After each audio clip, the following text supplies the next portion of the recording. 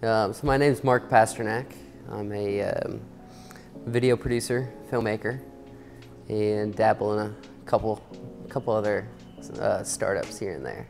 There you go. Yeah. Most people are icebergs, right? Exactly. Just see the tip of it. Yeah. Massive energy underneath. There's a lot going on down here. Yeah. So how long you been doing the video and marketing? About 10 years now. So you know what you're doing? Perception. Your clients think so. Yeah.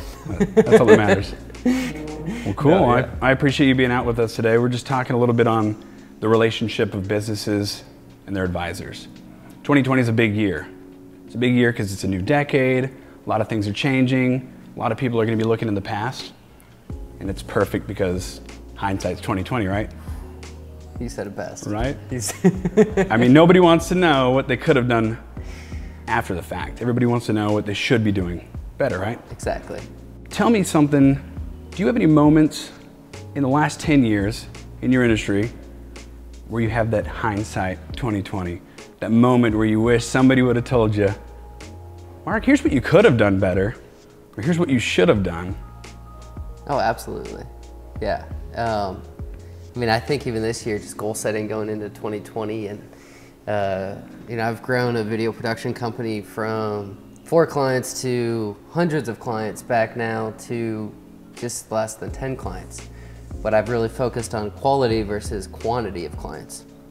And one thing that, looking back on the last 10 years, yeah, I wish somebody would have told me that the client experience of those clients is really the most important thing in growing a service-based business. So it's not about the number of clients, it's not about the number of projects, but it's about the quality of clients and the quality of experience that you lead your client through. And it's like you read my mind. Experience is what makes us, right? Exactly. Life is just experience. Exactly. And you've got to be out there doing what you can to make the best of it. So I guess let's stay on that mentality. Yeah.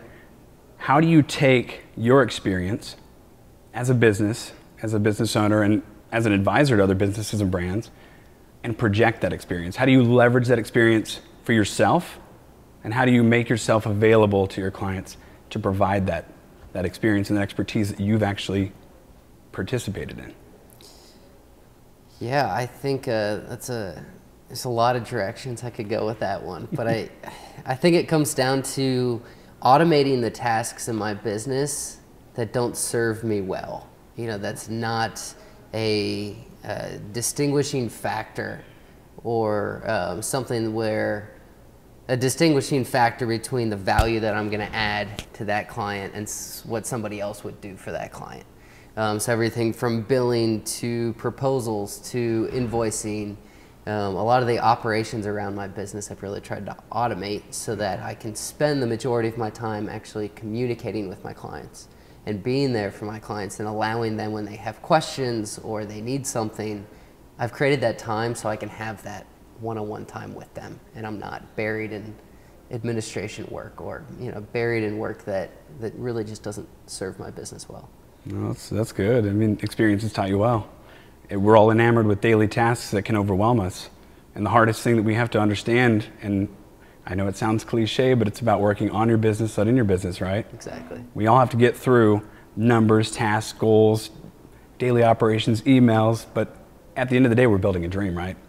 You know, if you don't start a business, you don't take a risk as an entrepreneur if you don't have a reason to do it, whether it be your family, whether it be you want to make an impact on an industry, or maybe you just want to try something a little more exciting for yourself and get some experience, right? Exactly. So let's go back to the communication part. How do you take your direction where you want to communicate freely with your clients and express that emotion and that dream? How do you take that and buy into their dream and have them buy into yours?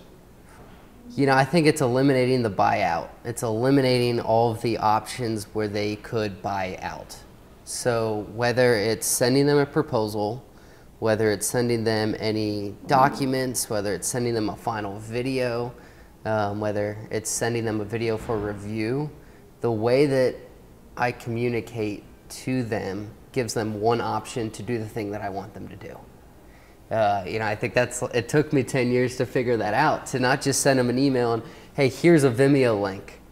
or here's this or this. It's like, no, now I send them to one web page where all they can do is click the video. The one that you They can't go anywhere else. And then there's a revision section where they can put in their revisions, and that's the only place they put in revisions.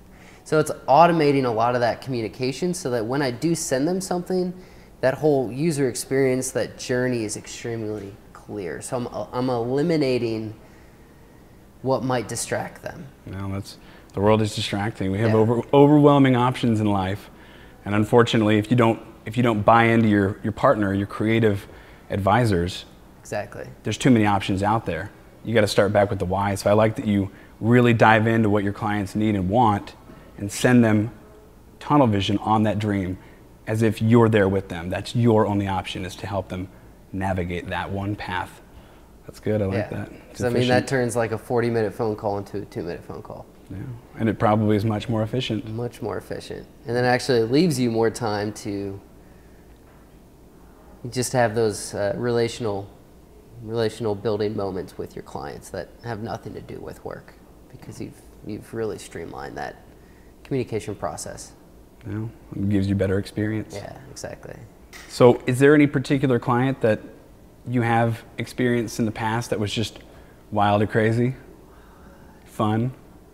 Yeah, I mean, I just did a series of recruiting videos for Krispy Kreme donuts. Nice. Yeah. Everybody likes Krispy Kreme. Everybody likes Krispy Kreme. The light is on. The light is on twice a day. There you go. So it's been one of my favorite clients so far, just because of their culture and you know, I think the way that they communicate, not just internally as a corporation, but also as a brand to their audience. You know, they're an old company, but they're still relevant, and they've stayed relevant.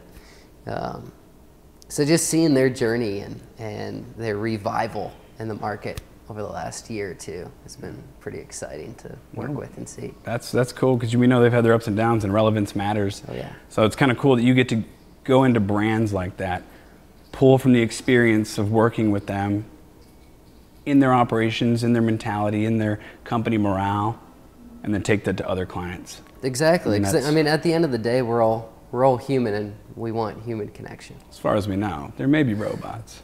There may be. I'm not doubting that. There might be aliens. Oh, very cool. I mean, I think that's for another video, but we can go there. Yeah. Well, I definitely appreciate you being on. I mean, this is enlightening. I like hearing the journey as a business owner first and foremost, but how you engage your clients and elevate their awareness to what their needs are. Some people have no idea what they want, and you as a branding person have to help them convey that want, what they want to stand out for. Exactly. That's hard.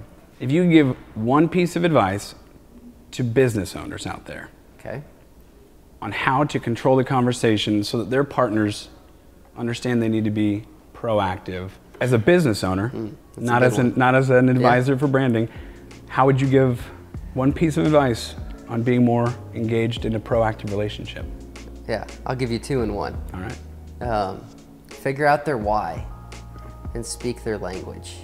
Yeah, that's important.